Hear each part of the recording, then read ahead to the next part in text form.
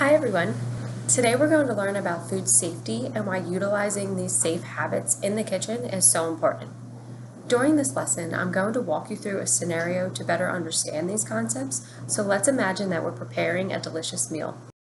First, let's start by looking at the 4 basic principles that keep food safe from bacteria.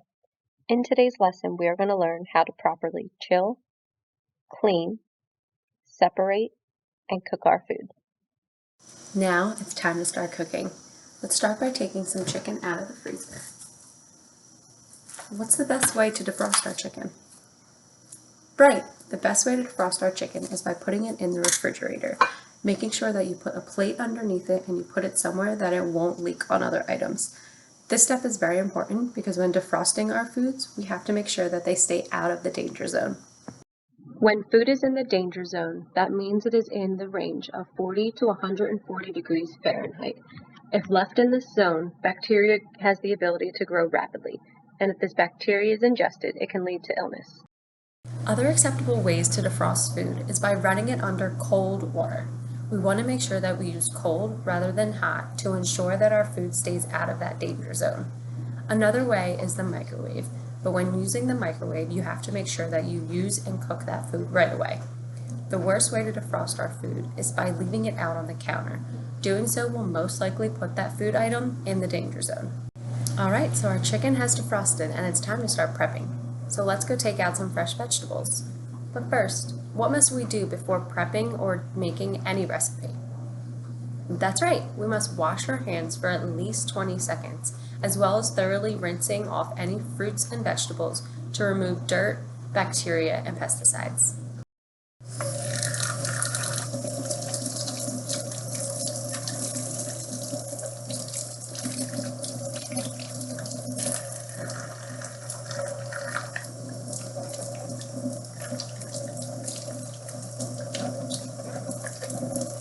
Speaking of bacteria again, that brings us to our next step.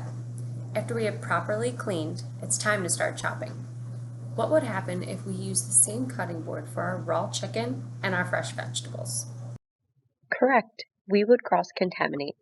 Separating our raw and ready-to-eat foods will help prevent the spread of bacteria from our raw meats, poultries, and seafood items to our foods that do not have to be cooked, like our vegetables. A helpful tip is to cut up all of your vegetables prior to using the cutting board for any raw meats. Before continuing with our recipe, there's a few knife skills that are important to know. When using a knife, always try to use the claw method as much as possible. Doing so, you will tuck under your fingers, allowing your knuckles to show. This way, it prevents your fingers from getting in the way. Knife height should always be within 6 inches of the cutting board, no higher. And lastly, there shouldn't be any traveling with the cutting board and the knife at the same time. If you need to travel, always take the knife downward and have the blade facing behind you. Now our recipe is ready for the oven. But how will we know when it's completely cooked and safe to eat? Different foods have different internal temperatures, so let's refer back to that danger zone chart that we saw earlier. We can't just tell by looking at it, so using a food thermometer while following this chart will help to make sure that we have cooked our recipe to the proper internal temperature. When using thicker meats, make sure to check the thickest part, as that will take longer to fully cook. Awesome! Our meal is ready to eat. But before we go, let's recap on what we learned during this lesson. We now have a better understanding of the acceptable ways to chill or defrost foods and the reasons why some ways are safer than others, the proper ways to clean prior to cooking any recipe, how to separate to avoid cross-contamination with raw and ready-to-eat foods, and the best way to check that our food has reached its proper internal temperature so it is safe to eat. Thank you guys for following along and enjoy your meals.